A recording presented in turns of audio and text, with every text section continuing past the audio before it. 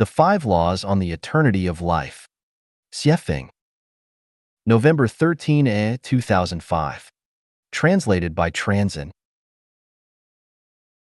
Dr. Christopher Langton, the principal researcher at Los Alamos National Life Laboratory in the United States, said, "Life's essence lies not in its specific substance, but in its form."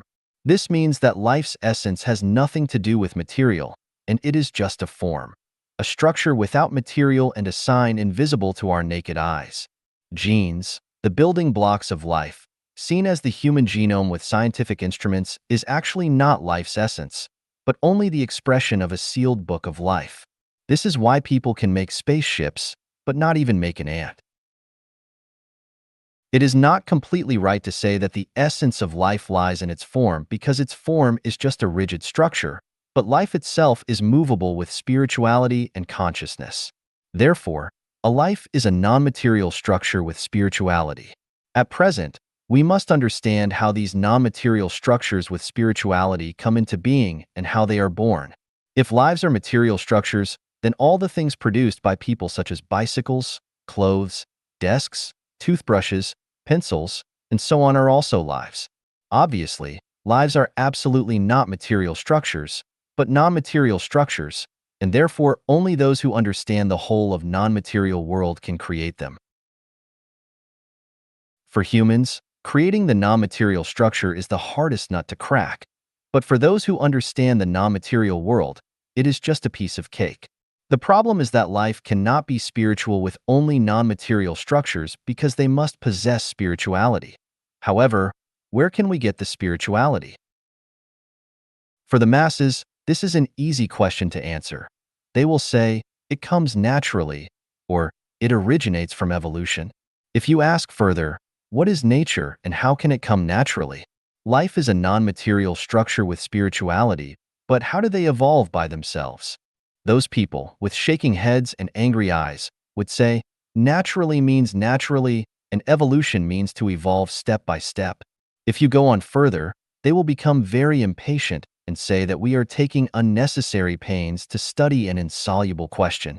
You can visit http://www.lifechanyuan.com to search and browse my critical articles about the theory of evolution. Now, we have to ask the questions, what is the universe and why does it exist? In time and space of the universe, we learned that the universe exists as order and remains relatively stable with the total sum of negative and positive energy always equaling zero. What is this order used for? If we ask what political order is for, what is the purpose of the legal and administrative order established by people, the answer must be that it is a social order established with the aim of serving mankind. Then, what is the order of the universe used for? I have discussed this very clearly in different sections of Chanyuan Corpus and Xiefeng Corpus. The universe is designed to serve life. If either perishes, then so will the other. Therefore, as long as the universe exists, life will continue. This is a basic law. Actually, though, the thing that concerns us is not the survival or extinction of the macroscopic life of the whole universe, but that of our individual lives. In other words, what we really care about is, am I going to die forever? This involves such problems as the structure of the universe, the balance of life, the morality of the universe, and others. So I have written some simple discussions about symmetry in nature, mysterious and great power, and the golden mean, perfect proportion. We know that the core of order is symmetry. The universe is orderly, so the universe is symmetrical, and the Taiji diagram is a vivid simile for this. We also understand that the universe is holographic, that one cell can reflect all styles and features. Therefore, we come to the conclusion that life is symmetrical. This symmetry is not only reflected in that of certain individual lives, but in all lives in the universe. From 36-dimensional space, we can see that the zero world, heaven world, Elysium world, cathode black hole body, the 10,000-year world, and the 1,000-year world are symmetric to the inflamed layer, frozen layer, hell world, plant world, animal world, and livestock world. The mortal world is at the exact interface of these two symmetrical worlds. In this way, the symmetry of the whole universal lives is formed, namely the simplified overall structure of life, heaven, the mortal world, and hell.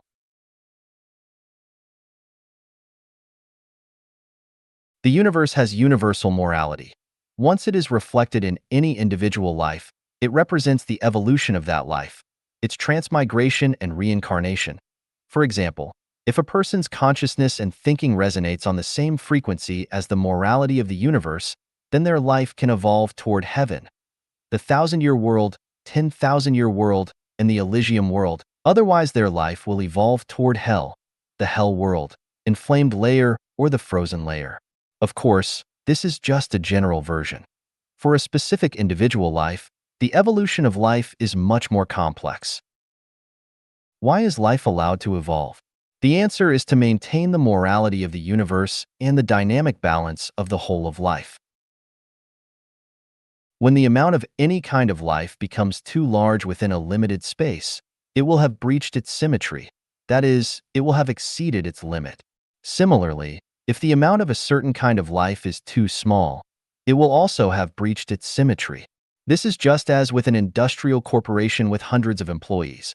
Only one general manager is wanted and a few division managers, a maximum of 50 sales and logistics personnel, and the highest number of employees should work on the front line.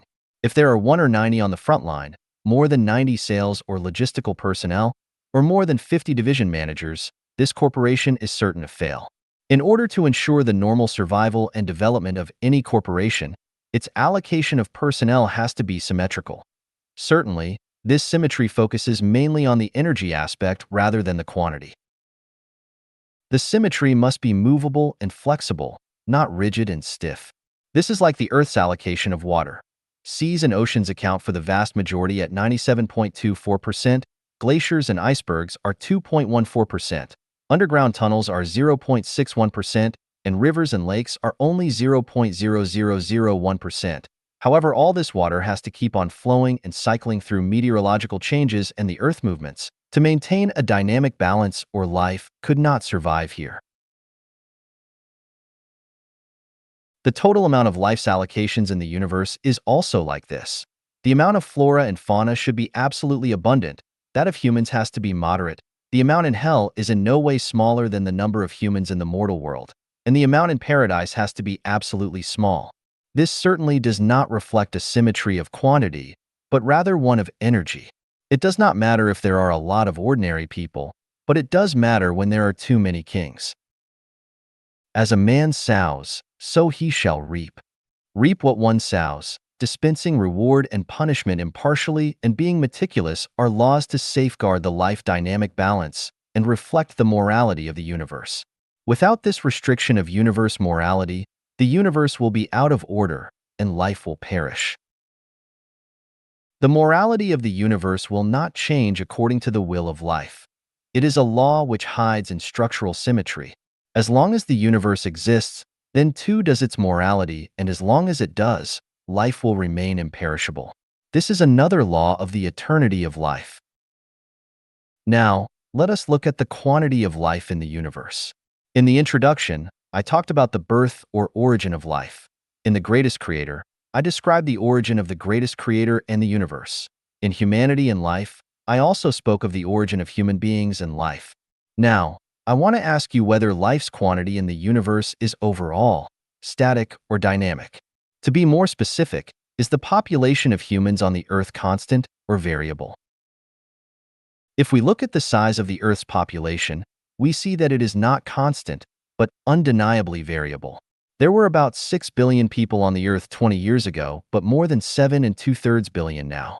This proves that the human population varies, which seems to indicate that the amount of life varies. However, when we understand the structures of the cosmic spaces, the essence of life, the law of symmetry and balance of the cosmic lives, we find that the total amount of life in the whole universe does not vary, but remains constant.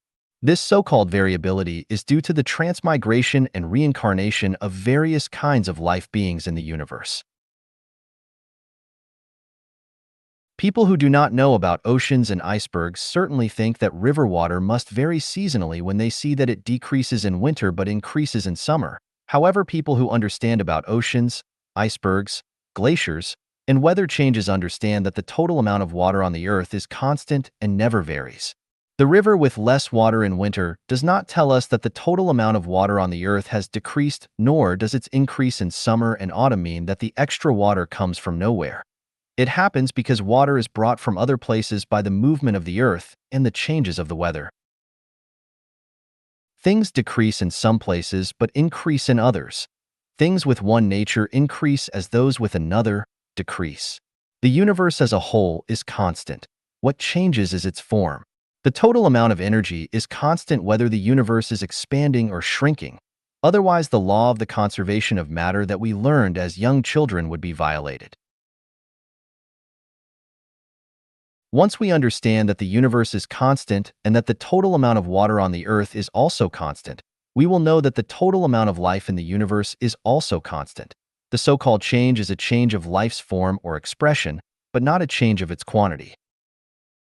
There are those who might ask where all the extra people on the Earth have come from.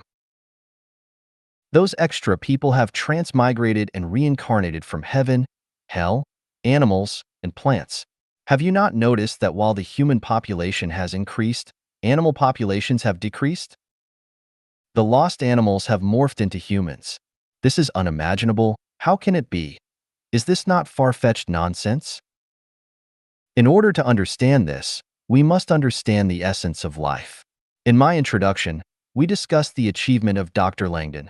The essence of life lies not in its specific substance, but in its form.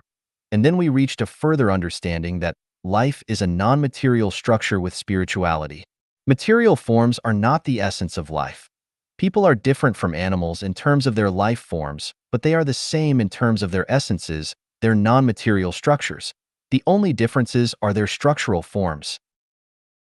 I hope we can all agree that gorillas are not humans, but only animals. However, in light of their life structures, the difference between gorillas and humans is only 0.1%. With a random comparison between rabbits, sheep, and humans, the differences between their structures is less than 0.2%. There are very few differences among the structures of Jesus, Sakyamuni, Laozi, saints, and ordinary people. But those tiny differences are enough to make huge differences in their lives' spiritual qualities. Therefore, when we say that many animals have moved on to become humans, we cannot judge them by their forms, but recognize the essences behind those forms. Otherwise, no matter how many pages I spend on it, we will never understand the transmigration and evolution of lives. So, according to that transmigration and evolution of life, it is imperishable, and this is another law about the eternal nature of life. Please refer to the evolution of life. We must now put forth this question. Since the total amount of life in the universe is static, then the increases and decreases of some species are the consequences of the opposite happening to other species. What about the situation in which a life is cloned by scientists? Does this prove that the amount of life can be increased artificially? Yes, cloning does increase the amount of life. Take humans, for example. Human bodies consist of trillions of cells. The universe is holographic and so are human bodies. A person can be cloned from any cell from any other person. Besides, the consciousness of life is rooted in its structure. As long as the structure does not change, the person cloned can possess the consciousness of the original person. Here comes a dangerous signal that cloning violates the natural and moral laws of the universe and destroys the symmetrical balance of life directly. Once it gets out of control, disasters will come in rapid succession and people will face catastrophes. In fact, catastrophes are not far away because of people's intelligence and wisdom. Taiji Celestial once asked me where the 1,000-year-world animals come from. My answer was that they are also life and also need to face transmigration and reincarnation. The difference is that their lifespan is 10 times longer than their equivalent species on Earth. People in the mortal world can be reincarnated as animals in the 1,000-year world if they had good life qualities while they were here, because animals in the 1,000-year world live better lives than people in the mortal world. Some might ask whether the total quantity of life was determined in the beginning or if was capped after some amount of time. We all know that both the universe and life had their own origins. Since there were starting points, then the total quantity of the cosmic lives could not have been determined at the beginning, but gradually grew. After the birth of the greatest creator, he created symmetric gods with yin and yang. Then, he created angels in order to allow the universe to fill with happiness and vitality.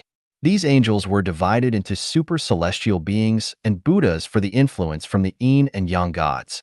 After the division of super celestial beings and Buddhas, in order to make them enjoy the joy of creation, under the permission and acquiescence of the greatest creator and the leadership of the gods, angels began to create lives, especially human being, according to the life blueprint endowed by him.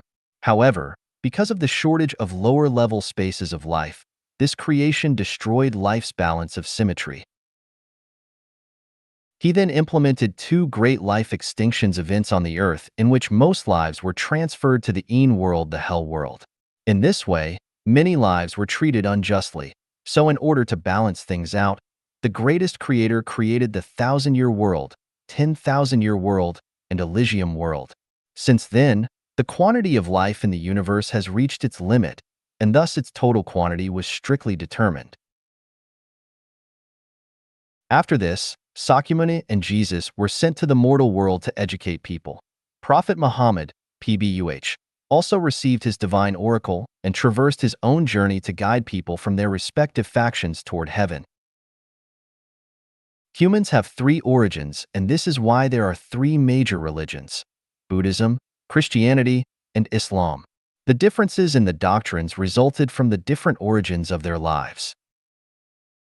This is just an outline of an outline, and its real complexity would be too difficult to explain clearly as it involves too many astonishing details. A little imprudence could cause major misunderstandings, so therefore it can only be perceived by heart and not explained verbally. Scientists are taking efforts to establish a unified field theory of the universe while the gods are endeavoring to establish a unified perspective theory of human beings. Both groups are trying to unify all the inharmonious elements into the harmonious way of the greatest creator, which is why phenomena such as angels descending to the earth, Martians coming to save the earth, New Age concepts, and others are appearing. The birth of life genuine is a part of this general trend. Those with clairvoyance can smell the era changing from life genuine. Because of this, all religions except for the three listed above are heterodoxical because of their false sources and should cease their activities and disappear automatically. Owing to the different doctrines and unconquerable qualities of these three, they should compromise with each other and gradually blend together in order to safeguard the harmony of cosmic lives. In the eyes of the greatest creator, all lives are equal and share the same opportunity. As lives are imperishable, everyone, regardless of their religion, faction, nationality, or race at present, should stop thinking about maintaining their own current interest, but only consider their future direction. Life has spirituality, consciousness, reaction, and emotion, but its spirituality comes from life's origin, the psychic energy of the greatest creator, which is also the Tao in Laozi's Tao Te Ching. Tao is the blood and vitality of the universe. It runs throughout all time and space and exists in motion and variation of all material and non-material beings. As long as the greatest creator exists, Tao works. As long as Tao exists, life is imperishable. Even if we wanted to end our own life, it would be impossible. We could only kill our physical body, but we could never kill our life because our life and Tao, the psychic energy of the greatest creator, are integrated. Owing to the eternity of Tao, the life attached to it is imperishable. This is another law of the eternity of life. Finally, let us look at whether or not the non-material structure of life will ever be faced with extinction. As we know, only energy that is attached to a structure can form a shape and play a role. We grow from germ cells into adults with complete organs and limbs under the absolute determination of the energy which attaches itself to our life structures. Without these life structures, energy could only remain energy forever with no way of becoming constituent parts of human bodies. We can imagine that if these germ cells were divided continuously, they would eventually enter the domain of quantum mechanics and superstrings. With a further step, they would enter the dimension of the spirit and consciousness, which are non-material. All material with forms in the universe are ever-changing and able to disappear, but spirit and consciousness are not. We always say that deities lurk 1 meter above our heads, but who or what are these deities? They are non-material and intangible. Although intangible, they are substantive and will never disappear. Each material has a structure and each non-material also has one. As a result, since non-material structures cannot disappear, then these non-material structures of life will never do so either. This is another law of life's eternity. In summary, life is eternal for the following 5 reasons. The universe is eternal. The universe's morality is eternal. Life beings can transmigrate and change. The psychic energy of the greatest creator, Tao, lives forever. Non-material structures are eternal. These 5 reasons determine the law of life's eternity. If my theoretical analysis above leaves you confused, then consider the facts. What facts? From the research reports of near-death experiences and the records of reminiscences about previous lives, one can understand that life is eternal. If you have not read about them, you can still sense and feel them in your dreams. In conclusion, life is eternal.